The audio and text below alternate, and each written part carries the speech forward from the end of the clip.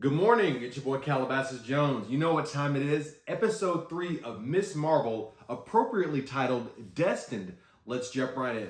The positives. Okay, they opened the episode with some strong comic book references. I know you saw that quote-unquote dead arm hanging out the rubble. That was a Kree with the blue skin. But was it? That's the intrigue of the episode. We don't know. The crazy thing about it is this. It took me this long to realize what those bands are that Kamala is wearing. A comic book fan knows. If you see blue skin, you instantly think Kree. At that moment, I realized these are the Nega-Bands, which seems obvious, but that moment finally tied it all together. The Nega-Bands are the source of the original Captain Marvel's powers.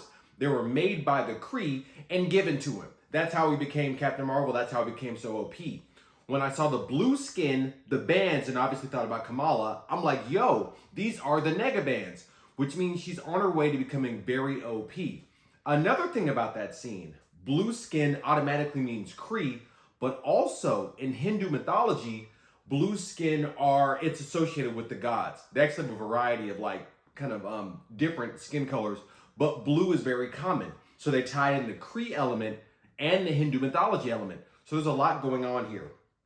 As the episode progressed, the mother of Kamran revealed that her little clique that she runs with are the Jinn / the Clandestine. So they're digging deep in the comic lore now. There's a lot going on. The Jinn are an ancient race spawned from a creature called Lilith in the Marvel. And this is not, out the Bible or history. This is out of Marvel comics. Lilith, who's like a fallen angel / demon, basically. So she spawned a lot of species, and the Jinn are one of them.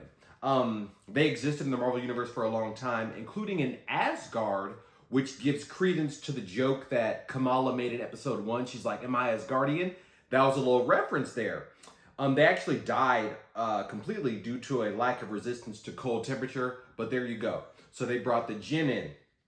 But also, Jinn, direct reference, which they've referenced multiple times, are like a kind of a demon / ghost in Islamic mythology. So they're weaving all the elements together. And the Clandestine is another group in Marvel Comics. Again, they're digging deep in the game here, but these are real groups. The Clandestine were formed by this dude named Adam of Destin, who was born back in the 1100s, and a Jinn actually named Elilith. Long story short, Adam of Destin was almost killed by a wizard, but she saved him, revived him, and made him immortal. So she's automatically immortal, but she gave him that power as well. And all their children became the Clandestine. Now, somewhat strangely, and this is in the comics as well, all of their children are sterile. They can't have kids because they're a hybrid of human and some sort of like spirit, basically, this other race. So the Clandestine is literally Adam of Destin, Elilith, the Jinn, and then like all their kids throughout the ages who are, born in sequence. So some are older than the others. Little crazy. And they all have like advanced superhuman abilities. So that's what makes them who they are. So Marvel's digging deep into the game to bring these groups into this show. Okay. So as the episode continued, another reference by Bruno to Dr. Selwig, that was cool. So, they're keeping all the interwovenness of the movies, of the properties going. So, that's always cool to see.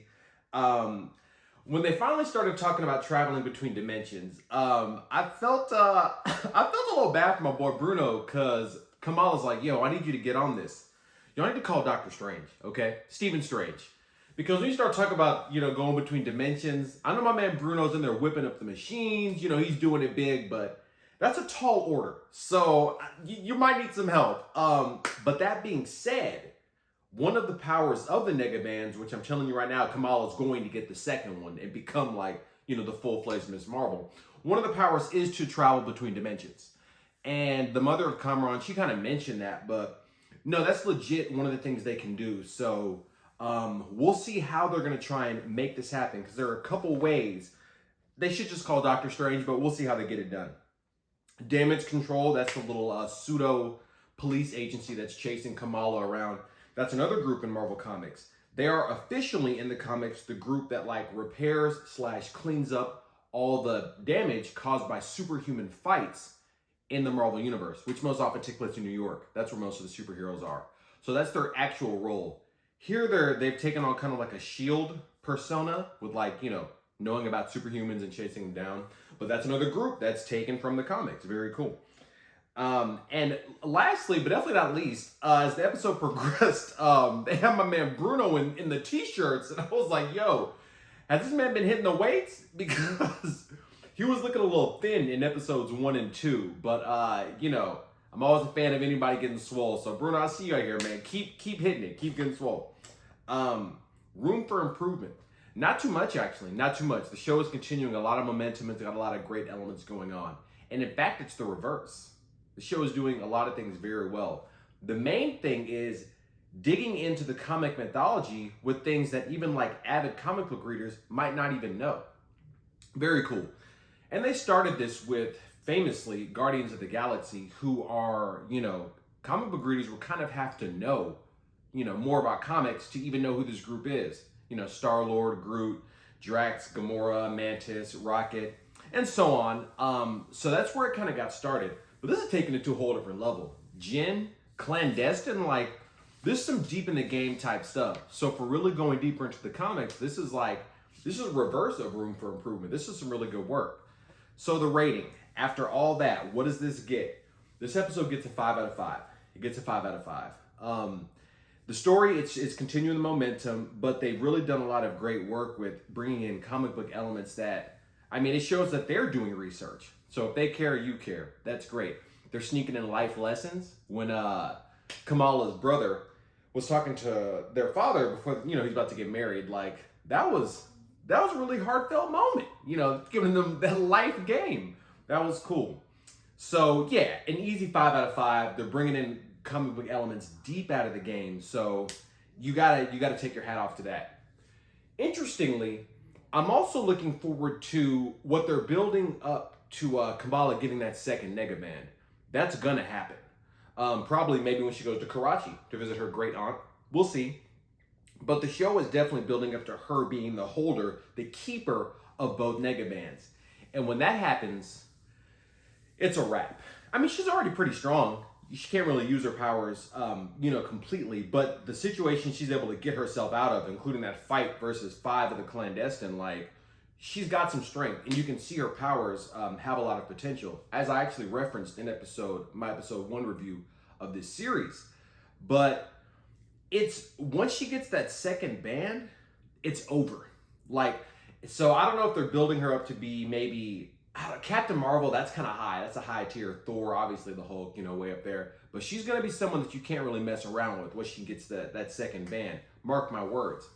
Which brings up an interesting question for the direction of this series. I'm excited to see where it goes because I don't know where it's going to go. Because once she gets that second band, the Clandestine, they're not going to be able to hang with her. She's going to be able to class them instantaneously. Damage control, all that chasing around, not going to matter.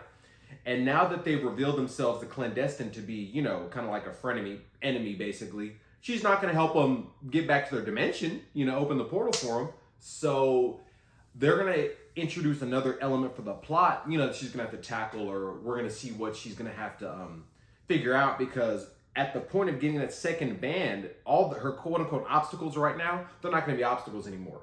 So, with 3 episodes left, I genuinely do not know how they're going to wrap this up. So I'm very excited to see how they're going to do it. Okay. So, speaking of wrapping up, Obi-Wan, great show. Obviously, Anakin came through, did his thing in every single episode, every single time he was on screen. It was awesome. Would love to see some non-mid-cool properties from Star Wars. But that being said, man, yeah, it was a solid show. They did Darth Vader justice. Ewan McGregor held it down, had the clean white suit at the end. It was great, man. It was a solid show. Check out my review on that. Thor comes out here in 11 days? So, yeah. It definitely seems like they put a lot of work into this movie. Spoiler alert, spoiler warning alert, stay out of the news. Because I saw some spoilers in the news, not even on YouTube, in the actual news. What's up with that? Immediately clicked off. So watch out, man, here. I'm going to write one of these news outlets. I'm going to be like, yo, I'm going to do something. Because they done took it too far. People out here are trying to watch these movies. They're trying to enjoy them. That's what they want to do. So, you know, we're not trying to see these spoilers. But that being said, definitely excited for this movie. Marvel has essentially completely fixed their trailer issue. Actually, it wasn't just Marvel. It was a lot of movies for a while. But Thor Ragnarok is where things reached a dark point, so to speak. But they don't do that anymore. We have no clue what this movie is going to be about. I guarantee you, you see one thing in these trailers, man, this movie is gonna surprise people. So I'm definitely excited for that. Just less than 2 weeks away. Be ready for that review. Miss Marvel episode 4 here in a few days. They're keeping the momentum going. Definitely be ready for that review as well. And that's all I got for y'all today, man. Keep holding it down. I'm gonna see y'all in the next one. Peace.